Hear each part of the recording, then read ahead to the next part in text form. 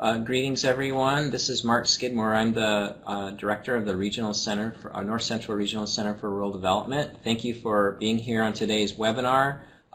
This webinar is also being recorded for those who would like to view it later on. This is sort of our kickoff for the fall, and you can see here that today's first webinar is the North Central Region Aging Network, a multi-state collaboration to enhance aging-related extension outreach. And I'll talk a little bit more about that in just a moment. But keep in mind that in the month of September we have two other upcoming webinars, one on September 12th and the other on September 25th. So that's what you see on your screen there. Okay, we can go ahead and put the PowerPoint on for the speakers today. And so today we have Dr. Erin Yelland, who's an assistant professor and extension specialist in the College of Health and Human Sciences at Kansas State University. James Bates, an associate professor and field specialist of family wellness at Ohio State University Extension. And we have Dr. Jacquelyn Benson, an assistant professor of human development and family science and state specialist in gerontology for the College of Human Environmental Sciences and Cooperative Extension at the University of Missouri. That was a mouthful. So thank you, all right, Erin, Jim, and Jackie for being here. I think this is a very timely and important topic. As we know, all around the country we're getting older, but in some places in our region we're getting older very rapidly. And so I think this is an important topic and look forward to your talk.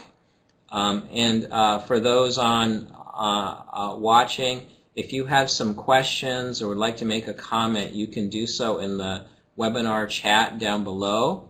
You should be able to see that, and the speakers can respond to that either along the way or at the end, whichever you like. And so with that introduction, I'll pass it on to the speakers. Thank you again.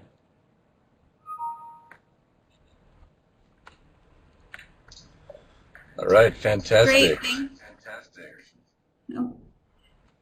Jim, are you going to start us off, or would you like me to go? I think you're... But go ahead. Okay. There we go. Okay, Jim's muted now. So welcome, everyone. I'm Dr. Erin Yelland from Kansas State University, and I'm going to be kicking us off here. And the fun part of technology is that we all get to connect from all across the country, and you'll see that, or you'll hear that Jackie and I are joining today from two different universities, and Jim is out in the field joining us from remotely. So we're very excited to have this experience and opportunity to be able to share what the North Central Region Aging Network is doing. And we're happy to be able to connect with everyone today. So a little bit about the North Central Region Aging Network. We are a collaborative of extension professionals that are really interested and passionate about aging-related topics. And as it says on the screen, we're also dedicated to improving the health and well-being of adults in later life through science-based strategies. And a little bit of how we got together. So back in 2016, the Family and Consumer Sciences program leaders from across the North Central region brought together all of the specialists for a meeting in Chicago, Illinois. And at that meeting, we were going around the room introducing ourselves and talking about our areas of expertise.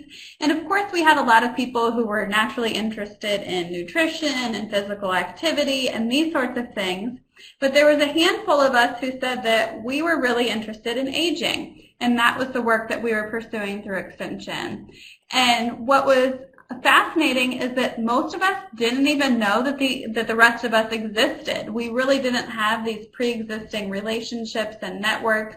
Many of us were also early in our careers, so there was part of that going along as well. But at this meeting in 2016, we were able to finally identify one another and be able to start talking about how we can work together across the region to enhance the aging-related work that Cooperative Extension is engaged in, not only across the region, but also within the country. So you'll see on this slide, here are our members, and we actually have representation from 11 of the 12 states in the North Central region. And you'll notice that Nebraska is missing, and that's basically because they don't have a position of on campus of someone who's working directly on aging-related issues, but we do keep them informed. So just know that we do have representation from 11 of the 12 states within the North Central region on our team, and 2 folks from Iowa State, I believe. So we are just really privileged to be able to work with one another. And if you're housed within the North Central region, and I'm sure you know one of these wonderful people that works on campus or out in your communities, be sure that you connect with them and ask more about the work that the North Central Region Aging Network is doing. Because we're always happy to share and talk about the work that we're doing and hear other people's ideas as well. So we have some basic priorities through the North Central Region Aging Network, and generally it's our main goal is to increase the number of adults who are healthy in later life. And of course we do this through a variety of modalities and interventions and programs and resources and all these sorts of things. But we really want to focus on creating those healthy choices in safe environments, and also looking into what extension priorities we can help to promote and encourage across the system.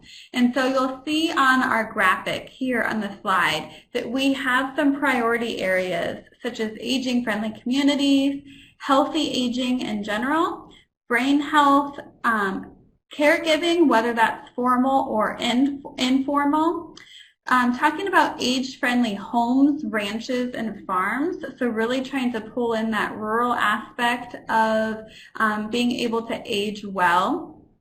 End-of-life planning, whether that's financial or getting your medical advanced directives in place, those sorts of topics. Finances is a huge one, and then a whole variety of family-related topics as well. So these are the extension priority areas that the North Central Region Aging Network is really focusing on. But in general, and you'll see on the right-hand side here, that our primary goal is to promote, support, and encourage activities that strengthen and advance evidence-informed extension practice in aging-related issues. And we've been able to accomplish those goals, and we're continuing to work on those goals in a variety of ways. So some of what we have already completed as a network, one of our first big notable activities was a regional needs assessment. And so many of you might have actually completed this needs assessment. We sent it out to all extension professionals across the North Central region, regardless of your area of focus. So whether you were in 4-H or ag or community development or in extension administration, we wanted to hear from you of what the aging-related priorities are that you are seeing in your communities, and what are the big aging-related needs. And if you participated in that survey, thank you so much. We received over 1,100 responses to that survey from across the North Central region, which we thought was incredibly impressive, and we were very proud of that work. We have a fact sheet that's on our website, and our website is ncran.org, where you can learn more about the results from that survey. And we actually just had a Journal of Extension article accepted a couple of days ago. So you'll be seeing more about our regional needs assessment coming out in JOE in the next couple of months. The second major initiative that we wanted to undertake was developing a toolkit of aging-related resources. And so this toolkit then ended up becoming our website. So originally, at this initial meeting in 2016, we said that we each have so many resources, but no one's really communicating about them. Or Missouri can have a resource that we don't have here in Kansas, and being able to share those resources obviously benefits the constituents of Extension, far more than had we not collaborated and shared those resources. And that's really the land grant mission, right? So we wanted to figure out how we could create this toolkit of aging-related programs so that we're not constantly reinventing the wheel per se. And like I said, that ended up becoming our website. So in our website, which again is ncran.org, you will see on there a whole host of aging-related programs that have been developed across the North Central region and outside of the region as well on a variety of topics. So mainly, you'll see a lot of the topics that I mentioned earlier in our extension priorities. You'll see a whole host of programs that sort of cover those topic areas. With that, we also identified a need for extension professionals to receive some professional development on both aging-related topics, but just extension professional development in general. And so we have been offering for about a year now, I believe, twice monthly webinars on Friday mornings. In the first Friday of the month, we have our Gerontology 101 series. And here we have presenters from all across the country come in and talk about any sort of aging-related topic. Then on the third Friday of the month, we have been discussing extension professional development in general. So whether that's talking about recruiting new audiences or how to do simple analysis in Excel of some of your evaluation information. We've also recently had one on the benefit of doing international experiences to enhance extension professional development. So through these webinars, we've been able to cover a whole variety of topics. They are generally presented live. Some of them are recorded, but all of them have been recorded and archived and are available on our website, which again is ncran.org. With that, we've also had several blogs as well. So blogs on a whole variety of topics, just short, easy reads. And really the goal of those is to be able to have extension professionals take them and be able to use them in whether news releases or other social media things and stuff like that. So those are some of the notable initiatives, and I'm going to pass it off to Jim next, and he's going to be sharing more about what we've done in these three specific areas. All right. Hey, thanks, everybody. Thanks, Erin. I'm going to talk a little bit about the needs assessment and what we found and run through this fairly quickly.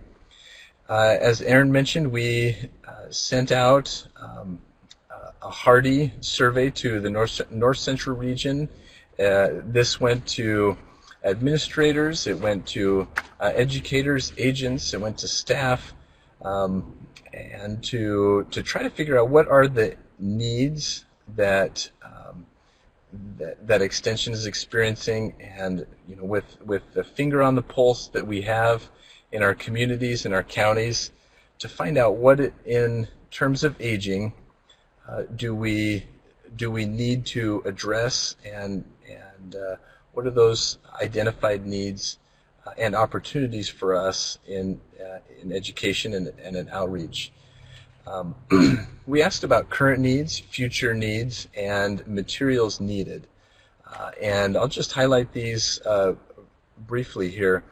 Essentially, the current needs and the future needs were the same: access, availability, and affordability of health care. That was just front and center in our communities. In terms of materials needed, there was a need for to think about nutrition and food safety for older adults and for that population. There are certainly developmental needs related to food and nutrition as we age, different from those nutritional needs when we're younger. So it's no surprise that came up here. In terms of current needs, the second most critical need was focused on chronic disease prevention and management. So helping folks think about, how do I take care of myself now? What are the resources available to older adults now, so that the chronic disease or the comorbidity doesn't become a problem or as much of a problem later in life? And how do I manage the challenges that I have right now? And so in terms of future needs, access to affordable and safe housing is something that came up. And certainly a state by state and county by county, community by community type of an issue. But I think when we think of the North Central region, we think of rural, and what are the needs of our rural population, as well as certainly the urban population in terms of housing that's safe and affordable for older adults. Thinking about also our current future needs, the number 3 slot there is transportation, and being able to still participate in community life, but have the means to get around to do that. So whether that's public transportation or family who's available to drive the older adult around, so that they can still participate and live independently as possible, but still participate in community life.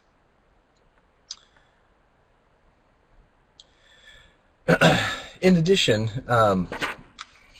asking about specifics about programming, we found that nutrition and physical activity, as Erin mentioned before, were the most valuable aging-related programs that we currently offer in the region. We also want to highlight certainly the falls prevention, brain health, farm succession, and up where Jim left off, and with those most valuable aging-related programs, again, he was mentioning farm succession and diabetes prevention and management. So with this, we really asked extension professionals who were already delivering aging-related programs what they perceived to be the most valuable and what they felt like had the most impact. Then we also wanted to know preferred educational delivery methods by extension professionals. So one thing that we know in extension is that things are changing, and going out and doing face-to-face meetings doesn't always work as well as it once did. So we wanted to see what extension professionals' opinions were on that. Still, though, the most valued or preferred were those in-person programs. And we had a lot of agents report, and we all hear anecdotally, that when you can make those personal connections, that can oftentimes have the most meaningful results. They also preferred fact sheet publications, so still having that written material that they can give out to individuals when they have someone come into the office, or someone who asks a question and they're just able to give them that fact sheet of information to be able to help that individual learn a certain topic or be able to improve their life in some way. And then the third most preferred was online resources. So personally, I found this a little bit surprising because we see so much desire for technology, but still our extension professionals are saying that in-person programs and these fact sheet publications, more of the traditional methods, are still what they're generally preferring for receiving new and additional resources. So as I mentioned before, our website, I've mentioned this numerous times now, but ncran.org, and here you can see again some of those priority areas that we have identified. So aging-friendly communities and homes, caregiving, cognitive and emotional health.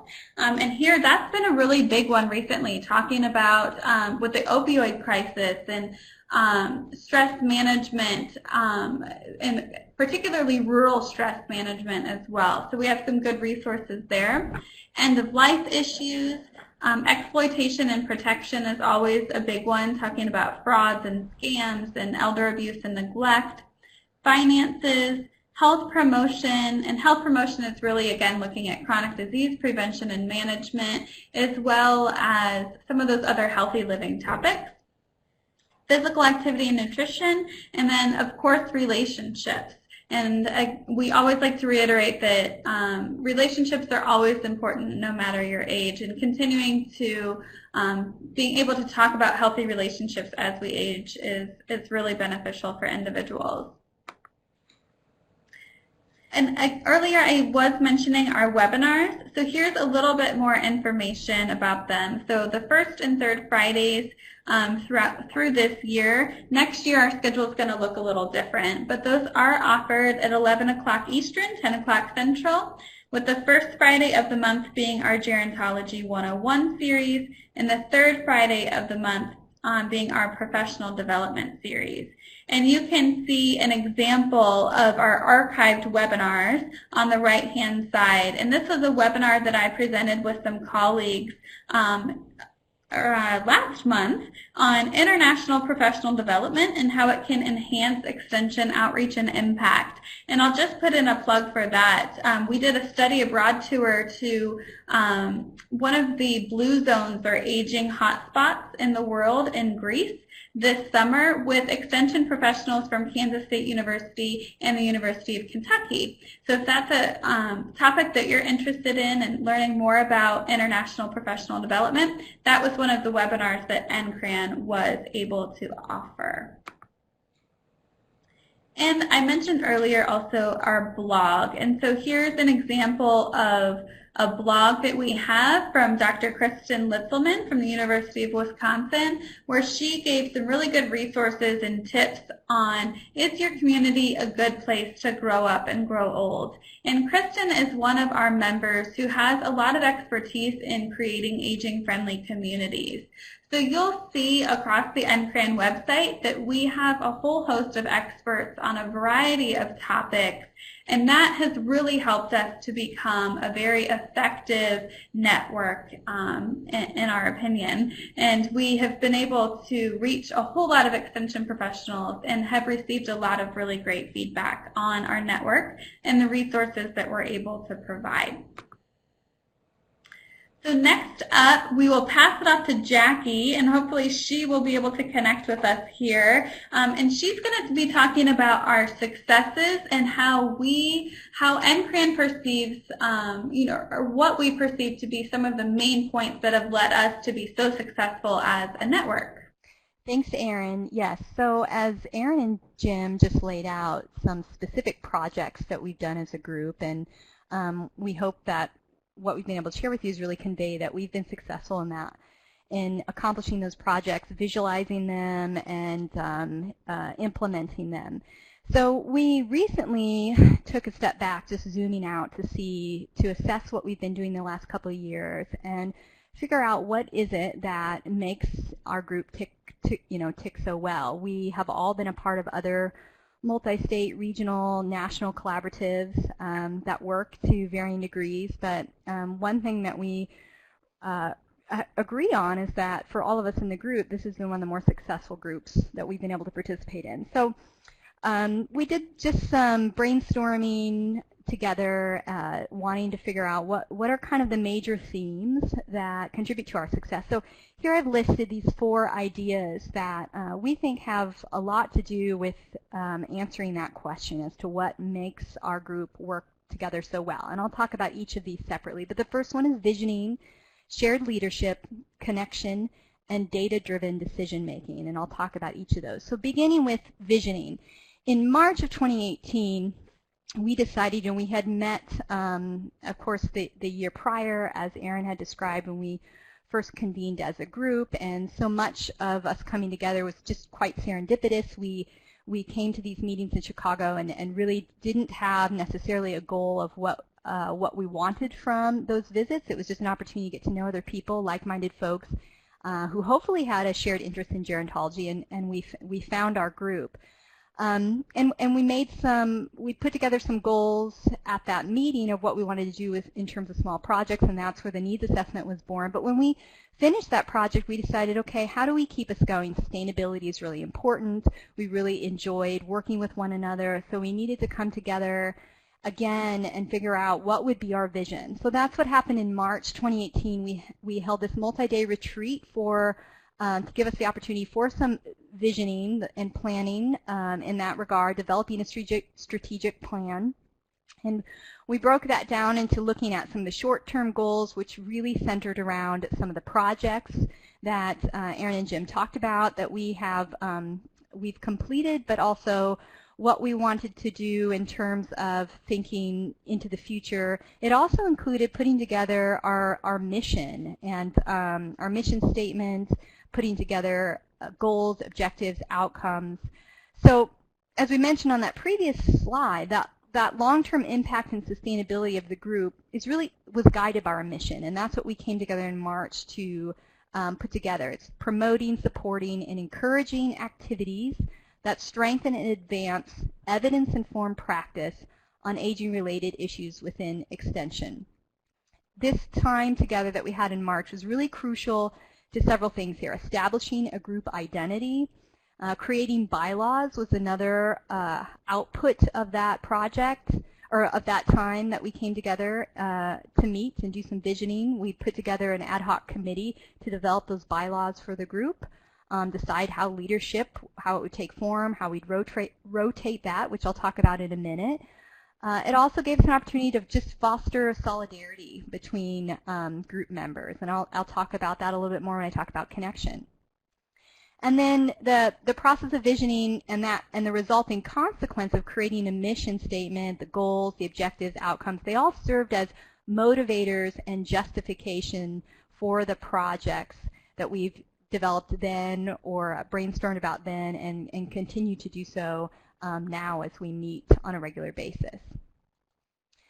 The second key to success is this idea of shared leadership. And I think we talk about this when we talk about working in groups a lot, but what does this really mean? And that's something, you know, Erin and Jim and I spent some time talking about too, just the three of us. Like what does that mean in more tangible sense to engage in a group where leadership is really shared? So on a formal level, it certainly meant this idea, this was written into our bylaws, of course, is having these rotating co-chairs, and then also standing committees for leaders. And as I mentioned earlier, we have some ad hoc committees that come up, of course, like in any group, as needed. But everyone had a seat at the table on committees that they are interested in, doing work that they're most interested in. And then everyone also has an opportunity, if they would like, to get to chair and co-chair. And I also think that not just having a single chair, but the co-chair, not having two individuals lead together is really effective in this group, or it has been so far. It allows the burden of managing the group and preparing for our monthly calls to not fall on one person, and it also gives the rest of the group two different people to go to for different concerns or questions, so that it's not just one leader of the group for the full term. And then we do have, with that rotation, as one chair is leaving, we bring in the other one to work so that there's always an overlap between chairs. It's not a whole new set or new pair of co-chairs each time we rotate.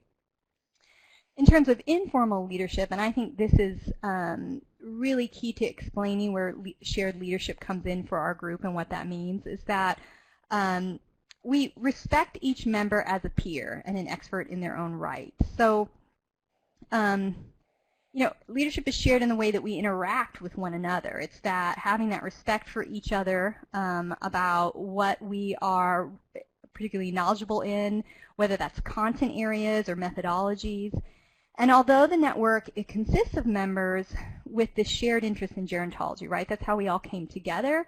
Our specific areas of expertise vary widely, and as do our positions as faculty, as community educators, as researchers are in our institutions. We all have different FTEs dedicated to extensions. There's a lot of variability, and sometimes that can be a recipe for disaster with groups when everyone has so many different expectations in their home institutions. It's really hard to stay motivated and active in these groups that we really are voluntarily a part of, or many of us at least are. So a big part of creating that sense of solidarity is the fact that we spend time together to learn about each other's strengths, and then of course the result of that is being able to gain that respect for one another and lean on one another for our varied expertise. Also, recognizing the value of this diversity early in our group's formation was really key, something I never got to mention. Like establishing a sense of interdependence among members is a big result of that. So, of course, as I mentioned, we met in March, but it was fantastic that when we did initially meet each other, we were not only thrown together, having really no knowledge of one another previously or even who was going to be there, we were thrown together and we spent almost 2 full days with one another. And I think that was really key to keeping us moving forward as a group, rather than if we would have just decided to put together a 1-hour conference call of interested parties to see what we could come up with. And not a lot can be discussed in that 1 hour, right? And so often we don't kind of continue the momentum. But we had spent so much intensive time with one another that it was hard to walk away and not be dedicated as a group. And also with that, favoring teamwork in our visioning process is a big part of that. When we met together as a team in March and talked about the short-term long goals we wanted to put together and this whole idea of visioning, it really centered around this idea of teamwork and wanting to make sure that we had this sense of shared leadership and we didn't work in any single silos on projects. We included one another. We do that over the phone. We do that over email. And so there's just this great sense of collaboration and truly just friendship amongst one another. And our efforts to accomplish project outcomes, and our efforts to accomplish those outcomes is also really centered around that sense of teamwork. So consequently, our shared leadership group dynamics, they're just internally motivating the group members to be accountable, to be supportive of one another, and share that responsibility for the group's success. In terms of connection, and I think I've probably already in many ways conveyed that we developed a sense of connection, and in so many ways that came about kind of serendipitously as well, right? But we've also, in recognizing that we were able to form that early on, have made efforts to keep that going. And a big part of that is being dedicated to connecting as a group on a monthly basis in real time. So we're not face-to-face in the same place, but we're able to see each other face-to-face using Zoom or is what we use, but any kind of live video conferencing technology will do. And then we, again, try to make sure that we intermittently can meet face-to-face. There's just, you just can't really replace that, the benefits of face-to-face interaction, just like Erin was mentioning earlier with our extension educators out in the field and what kind of programming they like to receive. It has a lot of what their interests center around is programming that allows them to do in-person meetings with their community members, and we value that as well, just working together as professionals. When we do meet face-to-face or via live video conferencing, we spend that time in several areas, do a lot of brainstorming, project work, of course, discussion of issues, but we put together, the co-chairs, whoever they are at the time, put together an agenda for that. We've most recently developed a more time for community of practice at the end of our calls, and we still use the email listserv for idea sharing. A lot of it is just informing one another of different professional development activities that are available to one another or that we can alert our county educators to or regional specialists about, and also just kind of perspectives on current events if we want to get involved in making a statement about aging programming and funding and how administration should be funding aging services in our nation. Someone will hear about that, put it on the listserv, and we'll get together and quickly put together a statement that we can submit on behalf of NCRAN. Okay, and then the last key to success I want to mention is this idea of data-driven decision-making. members' appreciation for this theme, this data-driven decision-making, is a huge feature to our success, because with so much variation among members' expertise, brainstorming sessions undoubtedly yield a fruitful list of options, exciting ideas for projects, right? Of course.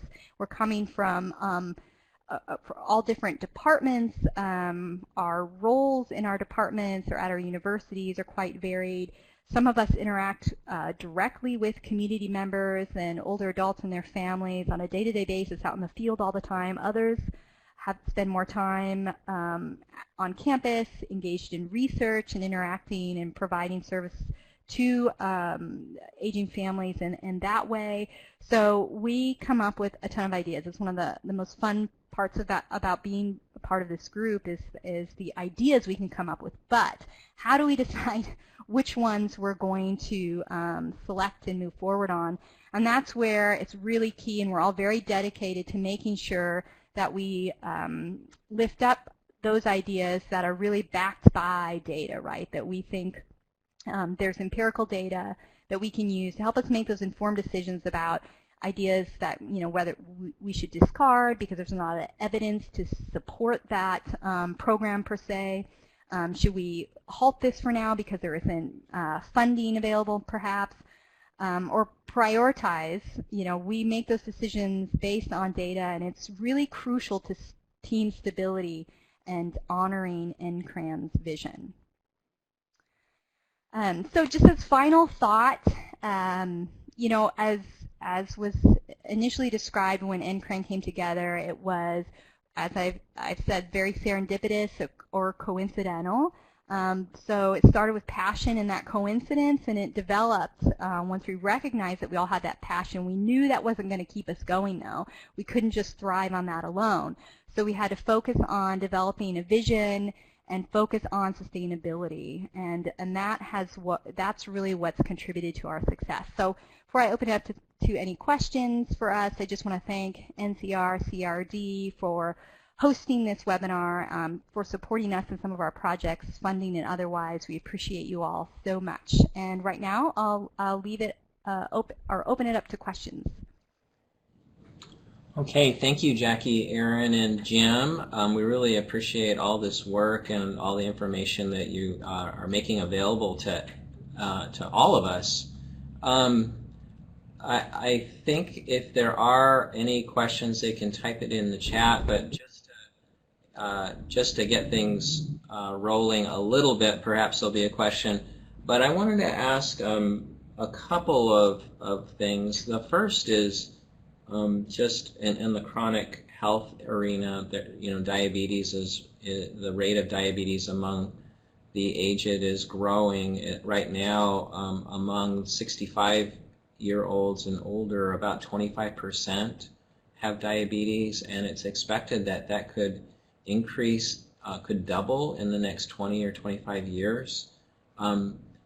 Did that come up as an important issue in some of the work and the survey stuff that you did?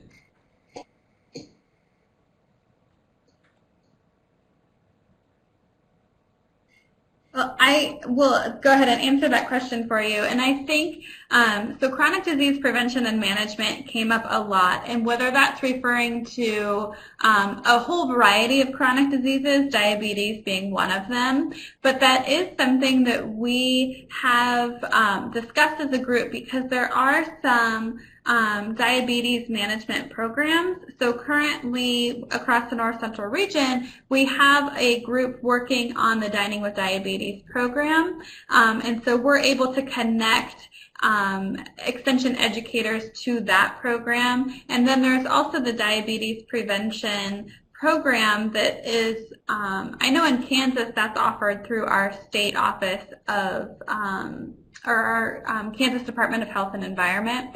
So we have those connections, and we're able to connect people to those two specific resources, and again, both of which are being presented through Extension across the country in a variety of ways.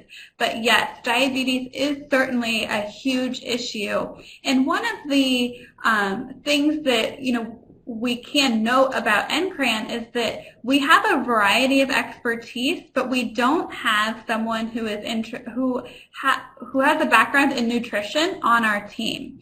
But because even though we don't, because we have such a broad network across our states, we're still able to connect people to nutritionists and our other nutrition faculty who have those sorts of nutrition-related expertise and ability to answer those questions. So that's another beauty of our network, is that we are so large, so we're able to still connect with other people. But yes, diabetes is certainly one of those big issues, and we're hoping to still be able to connect people with those resources. Good, thanks. The other question that I had was just sort of thinking about sort of broader policy questions. When I think about, especially in our region with communities that are aging and population is flat or declining, and we do have this immigration policy intention, and yet birth rates alone may not be sufficient to kind of keep our economy and our just everything about our country moving, and so the inflow of people is really important.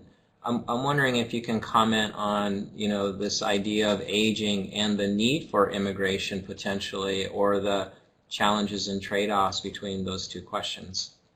As we age, do we need to increase immigration? Is that a tension in communities, that kind of thing? So I'll just briefly comment on that because it's a quick response. We didn't investigate that subject specifically in the survey. And Erin, correct me if I'm wrong, but I don't think that there was great opportunity for folks to explore ideas other than selecting other. But I mean, we didn't do focus groups, and I think that would be a perfect topic to address in a more focused way, with some qualitative interviewing through focus groups or whatnot, to investigate what the response would be regarding immigration and how people see that impacting aging families and older adults in our various communities. Yeah. Okay. Thanks. I know it's not directly connected, but certainly related, because many of the communities, may experience tension with immigration, but it might be actually a topic to bring people together, in some of the communities as they recognize that they're aging and getting older, and what does immigration mean for them, in both positive and potentially negative. Mark, I'll just comment briefly. The network members have from day one or maybe day two have highlighted this idea of ageism and the need to educate people on what ageism is. And I think no better place do we see that than in the workplace,